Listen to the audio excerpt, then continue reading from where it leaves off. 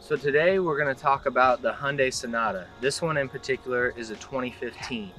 So this generation started in 2015, and you can see some major improvements over the prior generation. The styling has got a little more minimalist, still looks really refined, but the front end is much more stout. I like some of the things they did with the headlights. I like that they added the LED running lights, and even in the back, you've got this sleek low roofline back here, and the car just really looks good for a sedan. We're going to talk about the room that you have in here. That low, sleek roofline takes away some headroom in the back seat, but overall this car is really roomy compared to what it may look like on the outside. There's a lot of room. I like what they did with the styling on this car. So again, they really cleaned up the design some, but they kept some nice accents. They got this line, comes all the way from the front of the car, all the way back here, right behind the back window. It's a nice, handsome look. So again, here at the back, they continued the smooth lines. They really cleaned things up. I like the taillights. The spoiler's a nice touch. You've got the single outlet exhaust down here. That's actually a dead giveaway that this is an SE model with the 2.4 liter inline 4. So that's something we can talk a little bit more about later. But right now, let's go inside and see what we think of the interior. So we're inside the Sonata now, and they really have cleaned things up in here as well compared to the last generation. The center stack is a lot cleaner.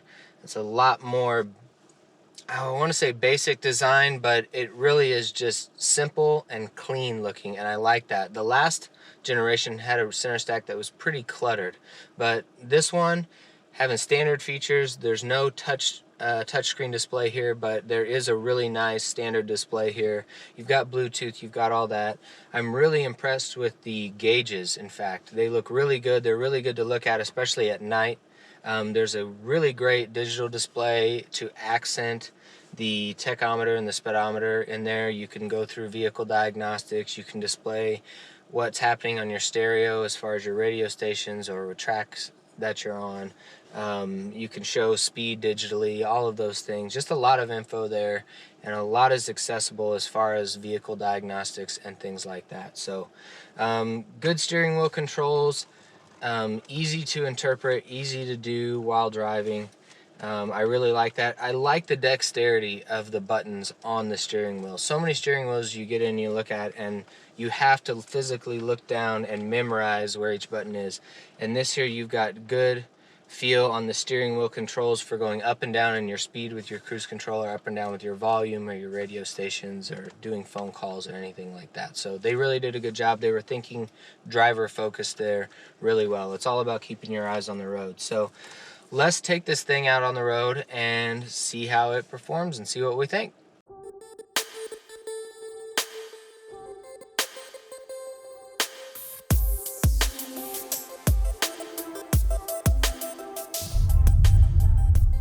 So I do have to say that for a mid-size sedan, it's not a luxury car.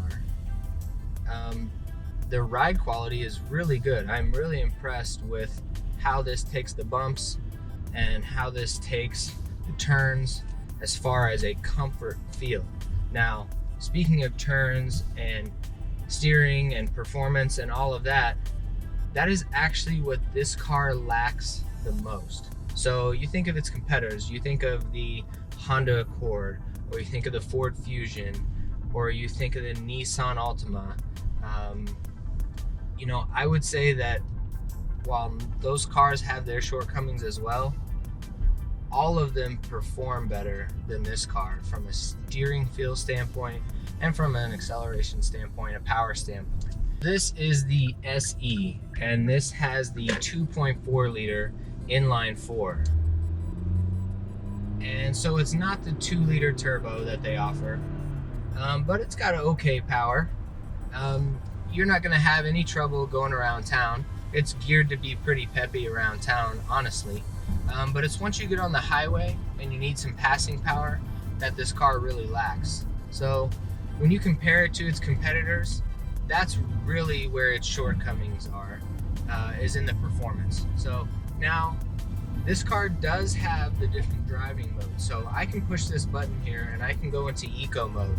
And that's really gonna keep me from using the RPMs. And it's really gonna be kind of a momentum driving experience. But you can push it again and you can go into sport mode. Now, this car, like most new cars today, has electronic power steering. So when you go into sport mode and it tightens up the steering, what it's really doing is just electronically, it's making the steering a bit heavier. So you will notice if you go into sport mode, when you take turns, that the steering is heavier. So the other thing you get with sport mode is your RPMs hang up high a little bit longer during the shifting. So, you know, that definitely increases the driving experience from a performance standpoint. When you're shifting, you can keep your RPMs up. That's great.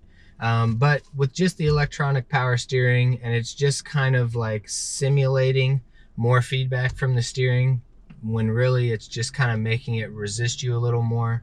It's just okay, but I'm happy that they've put the sport mode in here. If you're ever in the mountains or going down some windy back roads, I would definitely have it in sport mode and I would drive it that way for sure. But when you're driving around town, there's nothing wrong with just being in the standard mode. It doesn't do anything to the suspension being in sport mode or eco mode or anything like that. It's strictly the steering and the RPMs. Now, this is the shiftable automatic. I can push the shifter over and I can shift the gears myself. I can bump through those if I want on my own. And you know what? That would come in handy maybe on some winding roads, but if you're looking for a sedan that can be a family hauler or be a great road trip car, but you also want a little bit of extra performance, this may not be your first option. I would say check out the Honda Accord or even the EcoBoost Ford Fusion.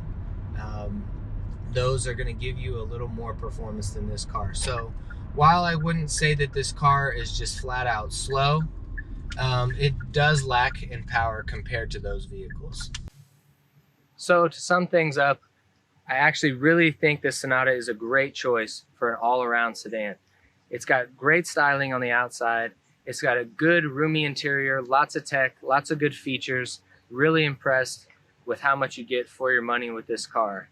The only thing is the performance. So if you're looking for a sedan that has a little more performance, you're gonna do some windy road stuff, you're gonna do, you know, just some back road stuff where you really want a little more out of your car when you're not just on a road trip or not commuting, this is probably not your choice.